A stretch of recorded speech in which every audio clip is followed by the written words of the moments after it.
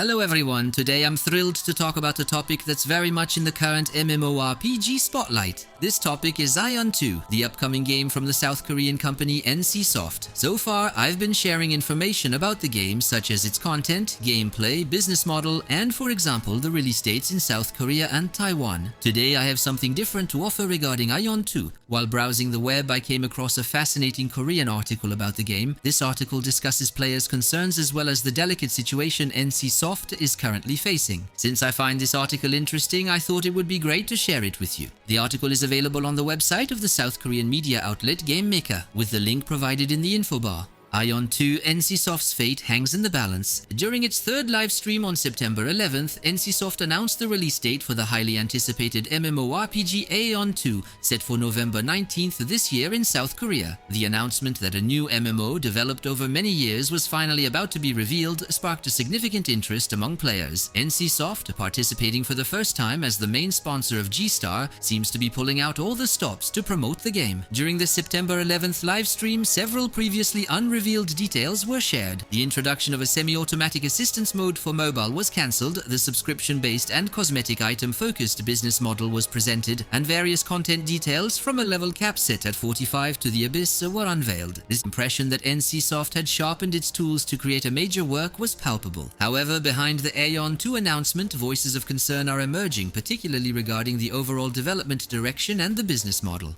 A development direction in constant flux. Aion 2 is a cross-platform MMORPG for PC and mobile. For the PC version, automatic combat will not be supported, a decision aimed at enhancing the joy of combat and reflecting the developer's intent to create a true game. The issue lies with the mobile version. Generally, precise controls on mobile are challenging due to small screen sizes and limited button inputs. As a result, many mobile MMOs include automatic movement and combat functions. In games supporting both PC and mobile, players often use PCs for challenging content like raids or dungeons, while mobiles are used for simpler tasks like killing open-world monsters or completing quests, thanks to automatic features. In August, during a developer livestream, Aion 2 took a cautious approach, announcing the development of a semi-automatic assistance mode for certain mobile skills. However, within a month, this decision was reversed, and the mobile semi-automatic assistance mode was scrapped. The problem is that this change was announced just 2 months before release. In game development, 2 months is typically a polishing phase dedicated to user interface,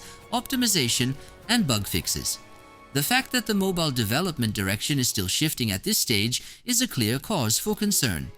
This situation is reminiscent of Throne and Liberty, released in December 2023 in South Korea. Throne and Liberty's combat bore traces of a system initially designed to include automatic combat, but its removal at launch led to criticism about the lack of enjoyment in early combat. Consequently, a year after release, developers had to overhaul the combat and skill systems extensively. Typically, a game's control system is defined during the early planning and design phases as it forms the core of gameplay. While this only concerns the mobile version, the fact that this aspect remains unfinalized, coupled with statements like, "We will listen to player feedback after launch," may be perceived not as openness, but as a lack of confidence stemming from the successive commercial failures of Blade and Soul 2, Throne and Liberty, and Aion, known in the West as Blade and Soul Heroes, set for release on September 24th. A business model in a position to fail. During the September 11th livestream, more precise details about Aion 2's previously vague business model were revealed.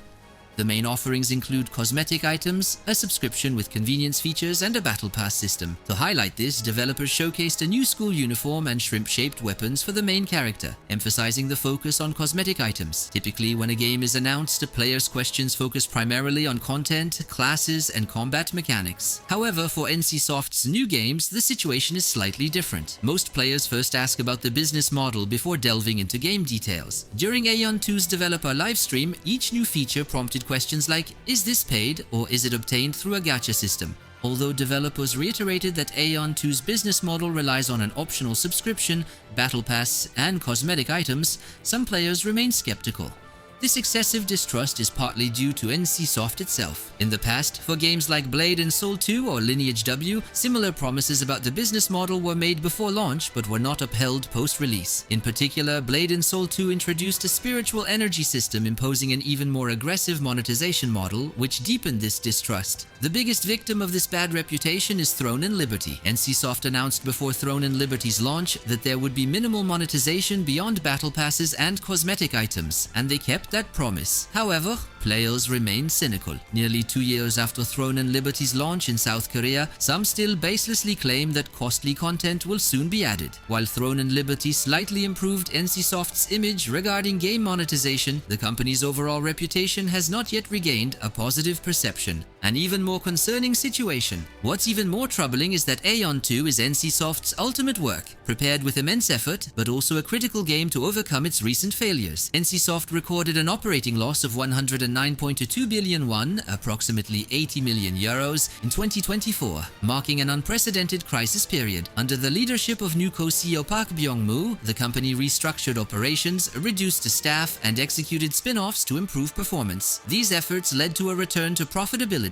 with 5.2 billion won, about 3 million euros, in the first quarter and 15.1 billion won, about 15 million euros, in the second quarter of 2025. However, for a company with annual revenue exceeding 1 trillion won, these profits are modest, especially compared to the 800 billion won in annual profits in 2020. The declining performance of existing games and the lack of a new growth driver are also sources of concern. The Aion franchise symbolizes NCSoft's golden age and its expertise in game design and development. Perhaps due to this pressure, the game required 7 years of development since 2018, mobilizing enormous resources in capital, workforce, and effort. Thus, Aion 2 must serve as the final bastion to revive NCSoft's financial performance. In this context, a game with a monetization structure similar to Throne and Liberty will struggle to generate significant profits, even with a large player base. Last July, Throne and Liberty's game director stated on the official Discord that performance in South Korea barely covers server operating costs, suggesting high revenue is difficult to achieve.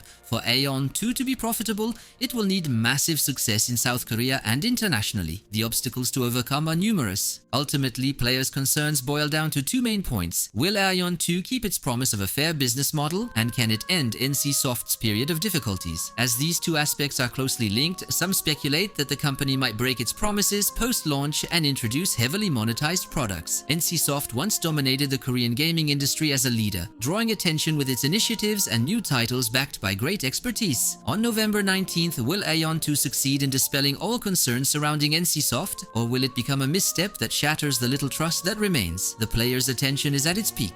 And that's it, the end of the article I wanted to share with you. Keep in mind that this is the perspective of a Korean journalist living in South Korea regarding a South Korean company. This is not my personal opinion. I hope you enjoyed this little video share. If you did, feel free to give a thumbs up to support the channel. It's always appreciated. Now I wish you all some fantastic gaming sessions no matter which game you play, because the most important thing here is to have fun.